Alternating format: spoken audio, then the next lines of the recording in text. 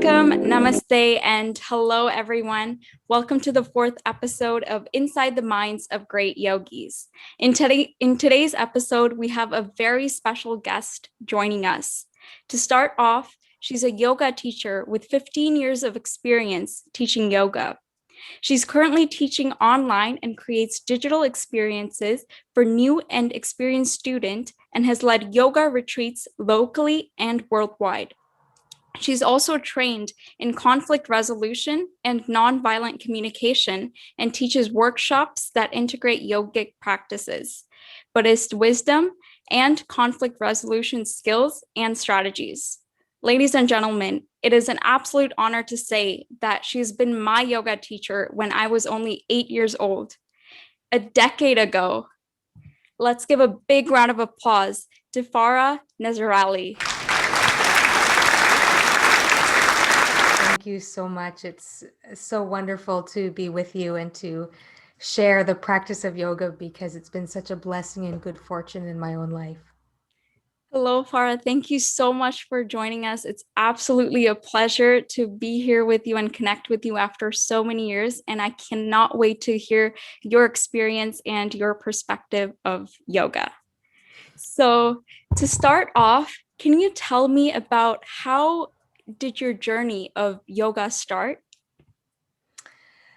That's a really good question. I think I was exposed to spirituality from a very young age, being born in a faith-based community, Right. and my father being very interested in wisdom from all spiritual traditions. So, although I grew up Muslim, my father had the Bhagavad Gita, an autobiography of a yogi, and lots of other yogic texts on the bookshelf. So from an early age, I think I was exposed and had an interest.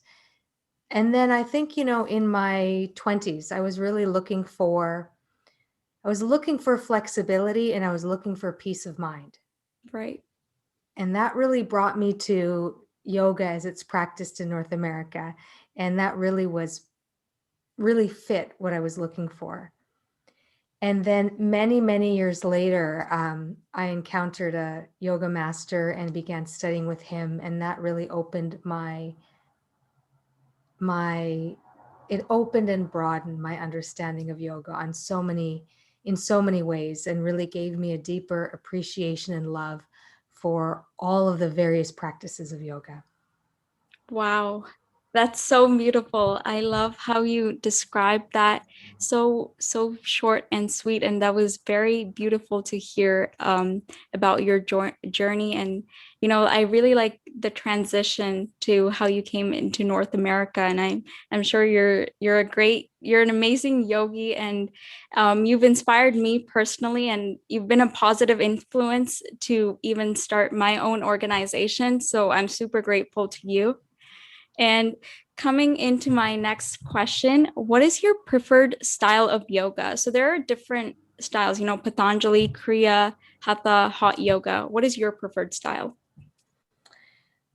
I prefer any classical style of yoga that's kind of rooted in a classical lineage. So it's more than just a physical exercise. I prefer yoga practices that really integrate breathing and that really are built on the foundation of relaxation. I find those are most effective for me. I think all kinds of yoga are good, and any entry point is really good to make the connection that our physical health is such an important foundation for all of our life, for success, for happiness, for peace of mind. And so whatever entry point people enter, whatever style of yoga they resonate with, I think it's important to just get people in the door and get people to get connected with a physical practice that offers so many benefits. Right.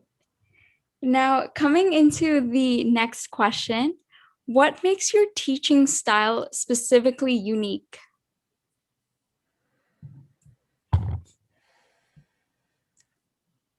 I think that because I later in my yoga journey encountered a yoga master who developed a system that is really rooted in the classical practice of yoga. I think that I have tried to teach in a way that leaves my personality out and tries to maintain the purity and simplicity of the practice. So, and what I feel is unique to how I teach is, the experience that I bring and my own enthusiasm and my own experience and knowing the benefits of a yoga practice for myself in my own body, and the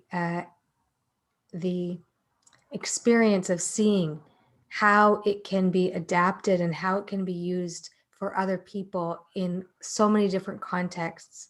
So whatever a person is needing, yoga can be adapted to suit that person individually. And Yeah. and I think that experience is something that is unique to me in my teaching. For sure. And I also liked how you said you have that passion for yoga. I can definitely see that. 9 years ago, I can still remember your articulate voice, and your voice is still articulate because your voice is like very calming, and it like resonates in with me. When we actually did Shavasana back in 2012, I believe you would actually, you wouldn't play the guided meditation or anything. You would actually like say it for everyone, kind of like a story, and like tell us to describe, or like you would describe it, and we would like, I would easily like just fall asleep right away. And like all thanks to your voice. It's beautiful, so articulate. Now, coming into the next question, what would your advice be to someone who wants to start learning yoga, or like a beginner? My advice is go for it. Do it. Don't hold yourself back. It is such a beautiful and precious and simple and accessible practice. Um, I wouldn't say anything else other than do it. Yeah, definitely do it. Like, yoga is something that changes our lives for the better. Many people see it as a regime, and it's really not. Like, it's it's a discipline, and it's more of the art of life, and it has changed many people's lives, and I hope it does to the people who are yet to listen to this. You're Now, you're yeah, totally right in terms of saying it's an art of life. I think that um, the way that yoga works on a physical level, it also works on an energetic or subtle level. It also works at the level of mind and psyche. And when something opens up in us that allows us to see things differently, to yeah. interact with life differently, to relate to people differently, that really is the art of living. And I think that that's a big part of yoga. Right. That's for sure. That's very true.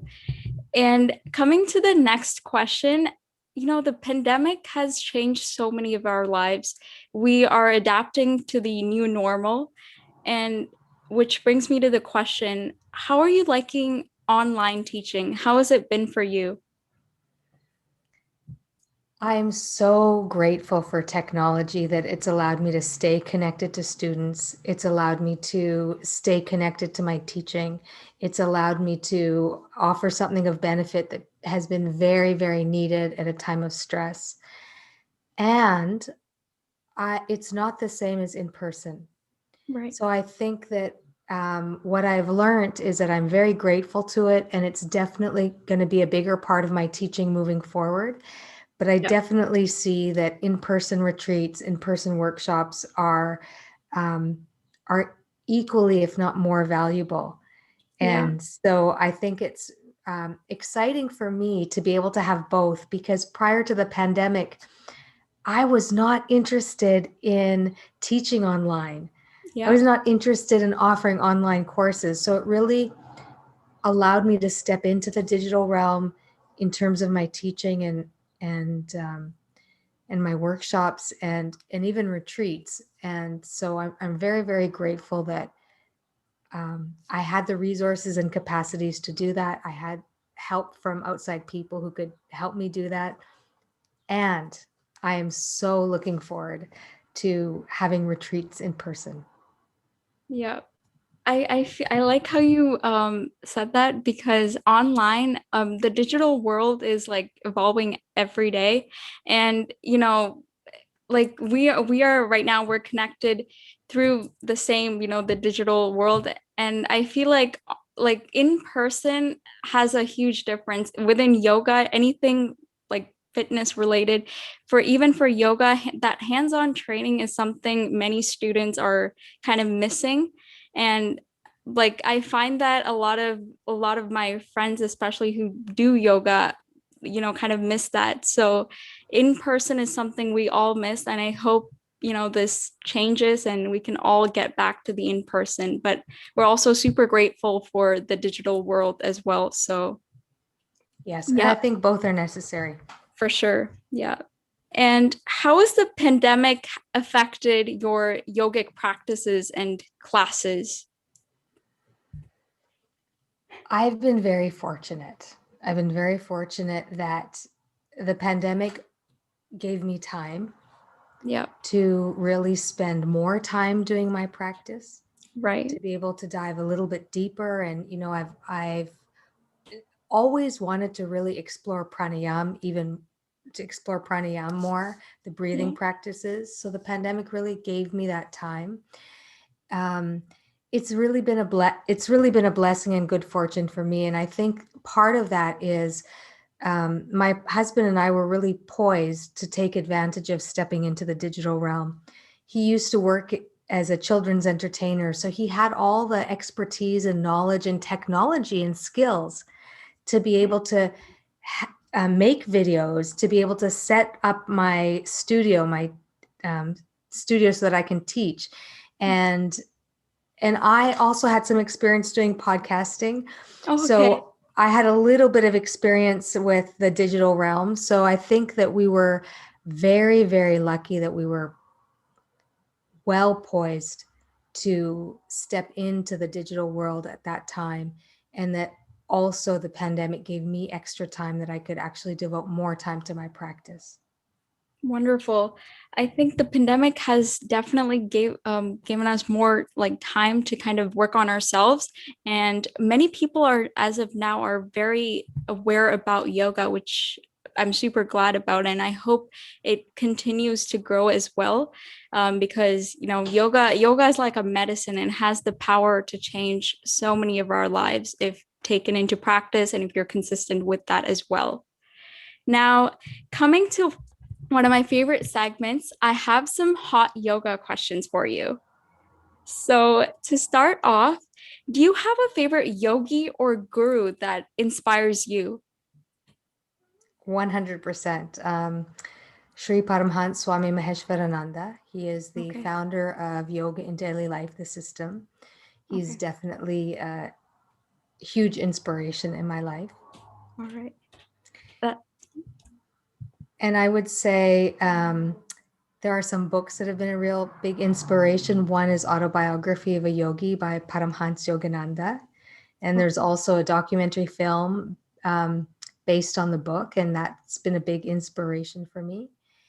And there was a Western woman, Swami Radha Shivananda, who opened up an ashram in the Kootenays in British Columbia.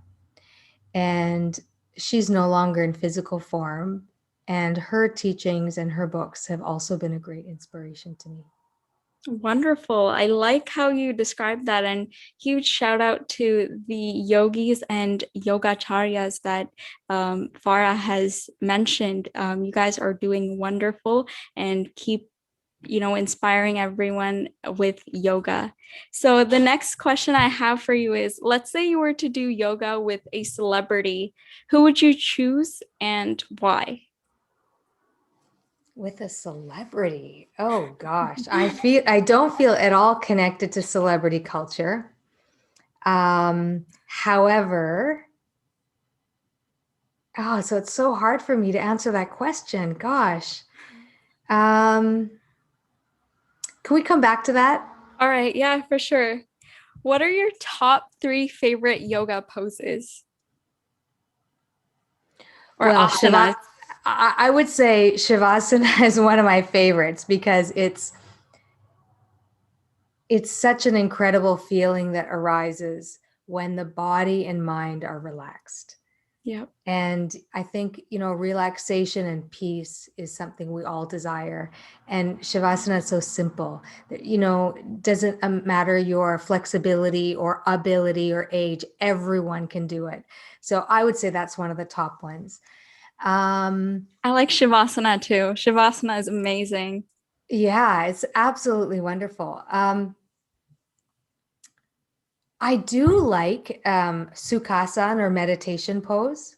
It took me a long time for my body to really feel flexible enough and strong enough to be able to hold myself in meditation pose for Right. like 20 minutes or 30 minutes. Now I feel I can do it, and it's actually quite nice to be able to sit in a meditation pose comfortably. So I would definitely include that as one of my favorite poses. And also it's one of the practices that I'm very drawn to is a practice of mantra, which is repetition of a Sanskrit phrase. Right. And that usually happens in meditation pose. Yeah. So, and the third one,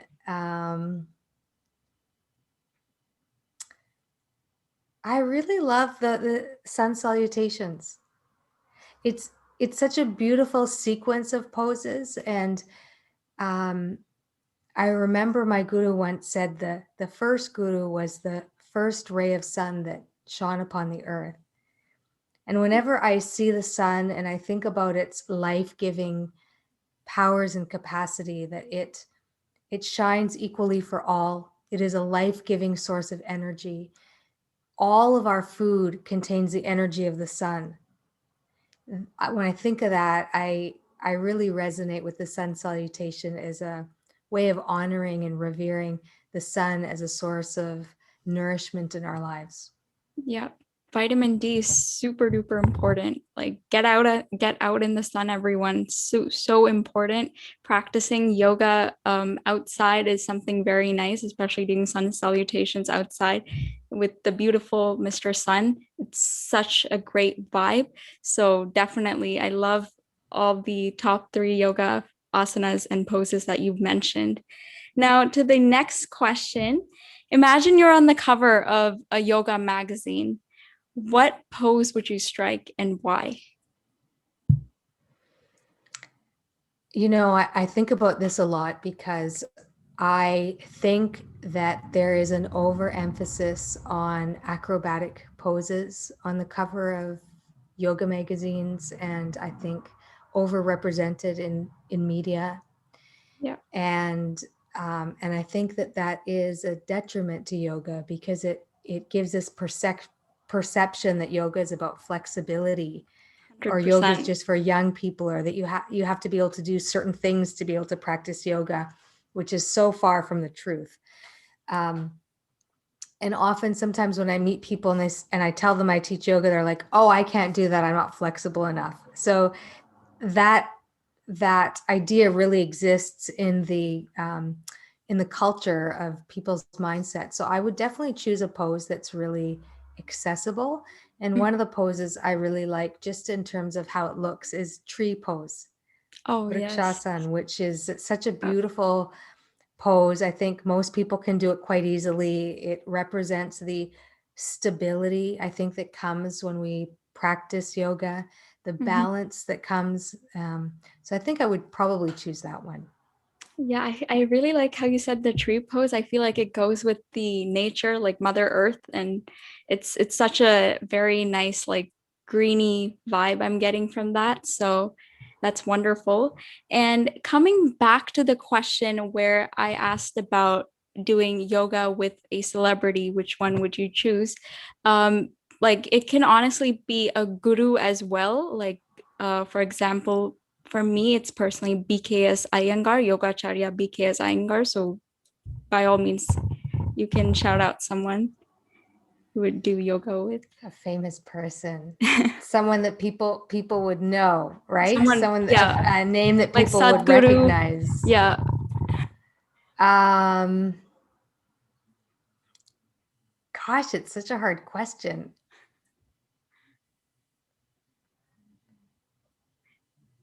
It's really not, it's really not an easy question. Uh-oh. um, I know who I'd like to practice with. Michael Franti is a Okay. musician who I really like his music. I've always loved the lyrics of his music because he talks about peace and nonviolence. Um, he practices yoga, and I know that his wife, I think, is a yoga teacher. So if I were to practice yoga with someone, I think it would be Michael Franti, because it would be such a neat way to make a cool connection with a contemporary yogi musician. Awesome. That's amazing. I feel like I really like how you said he's also into music and he also does yoga as well. Music also plays a big part like when we're doing yoga. I feel like when some people do yoga, they tend to play mantras, as you've mentioned before. And mantras have a very important power and it kind of has a very nice aura to it. It's fully positive. So it kind of resonates with many of us and kind of changes our mindset as well. So thank you for that. And Farah, thank you so much for joining me today. And I really appreciate you giving me your valuable time. And I hope I can speak with you again. And it's so nice to speak with you after 9 years. Your yogic teachings have really resonated and connected with me. And your teaching and wisdom will continue with me forever. You're one of the prominent teachers that I will never forget. And you have been a positive influence in starting this organization. So thank you so much, Farah. And thank you to everyone who has yet to listen to the fourth episode of Inside the Minds of Great Yogis. Until next time, thank you, everyone. And thank you so much, Farah, for joining us. Namaste.